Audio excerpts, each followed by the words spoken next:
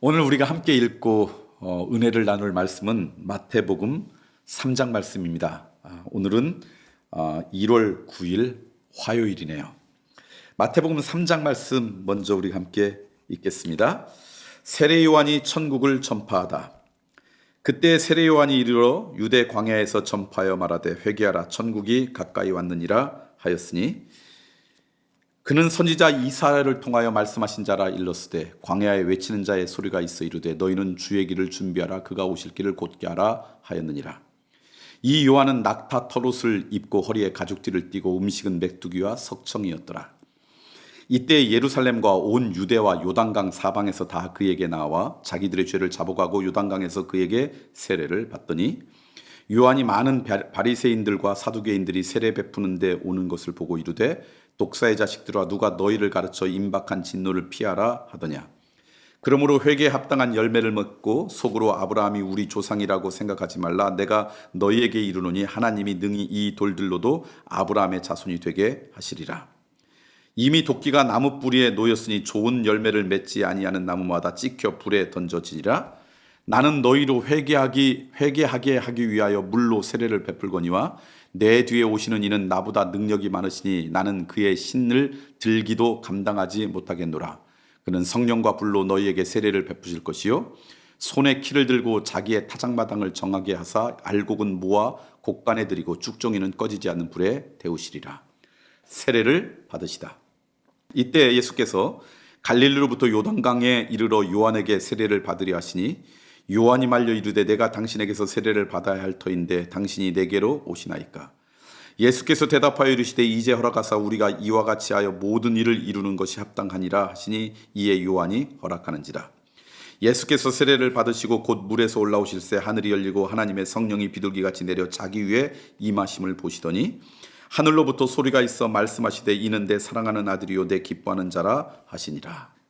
오늘 우리가 함께 읽은 말씀은 마태복음 3장에 있는 말씀인데요. 오늘 말씀은 여러분이 아시는 것처럼 세례 요한이 예수님보다 조금 일찍 와서 미리 말씀을 전하시면서 예수님께서 오실 길을 예비하는 인생으로 그렇게 살아갔다. 그리고 예수님께서 이 세례 요한에게 세례를 받으심으로써 이제 하나님의 사역을 하시기 위한 준비하는 그 과정이 있다. 이게 오늘 주시는 말씀입니다. 먼저 오늘 말씀을 가지고 여러분과 나누고 싶은 게 또 두 가지인데요. 하나는 세례 요한으로부터 배우는 은혜, 세례 요한으로부터 배우는 것입니다. 세례 요한의 존재 목적은 뭐였냐면 예수님께서 이 땅에 오실 길을 예비하는 사람이었습니다. 물론 이제 복음서를 보면 많은 사람들이 세례 요한을 좋아했고 추앙했고 그래서 세례 요한의 제자들도 굉장히 많습니다. 근데 세례 요한은 내가 하는 일의 궁극적인 일의 목적은 내가 아니라 내 뒤에 오실 예수님을 준비하는 인생이다라는 것을 하셨습니다. 그래서 나중에 세례 요한을 따르던 제자 가운데 많은 사람이 예수님의 제자로 그렇게 따라가게 되죠. 오늘 우리의 인생도 그랬으면 좋겠다. 무슨 얘기냐면 우리가 세례 요한은 아니죠. 그러나 여러분 주위에 여러분 가족 가운데 아직도 예수 그리스도를 알지 못하고 예수님이 어떤 존재인지 알지 못하는 사람에게 그들에게 예수님이 찾아가도록 준비하는 인생이 우리들이다. 내가 하나님의 자녀로 이 땅 가운데 열심히 살아가는데 그 열심히 살아가는 그 목적 가운데 그 열심히 살아가는 그 삶을 잘 살았다. 그 얘기는 뭐냐면 내 주변에 있는 아직도 예수님을 알지 못하고 언젠가 예수님의 은혜가 그들에게 임해서 그들에게 예수님이 구세주로 자리 잡게 될 때 여러분의 존재가 그 예수님이 그들의 인생 가운데 찾아가는 걸 준비하는 인생으로 살아간다면 그게 복되고 아름다운 인생이 아닐까.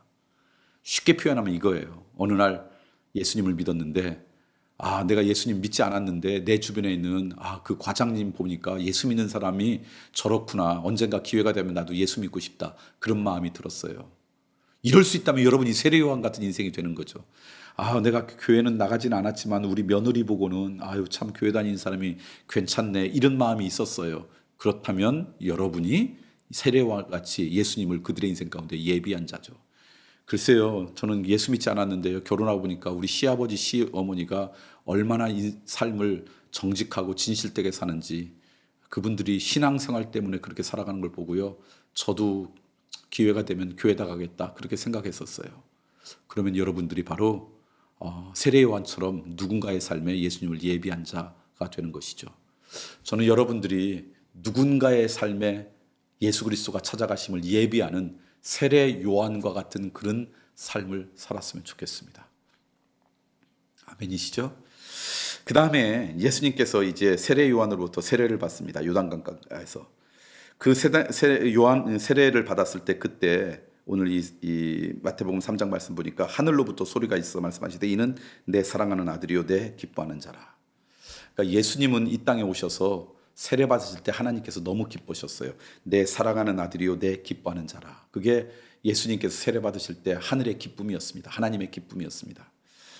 우리의 인생을 제대로 살아간다. 내 인생을 정말 아름답고 복되게 살아간다라고 하는 게 다른 말로 이야기하면 아주 조금이라도 예수님을 흉내내는 삶 아니겠어요?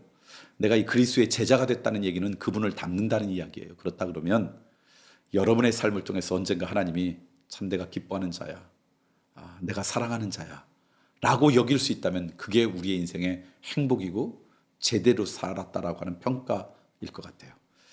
저는 오늘 여러분들이 살아가면서 오늘도 하나님께서 여러분을 바라보시면서 내 사랑하는 자다. 내 사랑하는 아들이고 내 사랑하는 딸이다.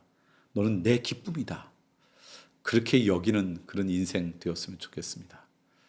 그렇다 그러면 덜 나위 없는 영광이죠. 사람으로부터 인정받고 사람들로부터 존중받고 사람들로부터 박수받아도 우리는 기쁩니다. 누구 한 사람의 인정 때문에 우리의 꺼져갔던 심지가 다시 불타오는 것처럼 우리의 삶에 활력을 얻습니다. 그런데 하나님이 우리를 인정한다 그러면, 하나님이 나 때문에 기쁘다 그러면, 하나님이 우리를 바라보면서 그 기쁨을 이기지 못하신다 그러면 그것은 우리의 인생 가운데 또 다른 행복이죠. 오늘 하루 살아가면서 무엇을 통해 하나님의 기쁨이 될까? 무엇을 통해 하나님의 사랑하는 아들, 사랑하는 딸이라고 그렇게 칭찬받을까? 한 번쯤 생각하시고요.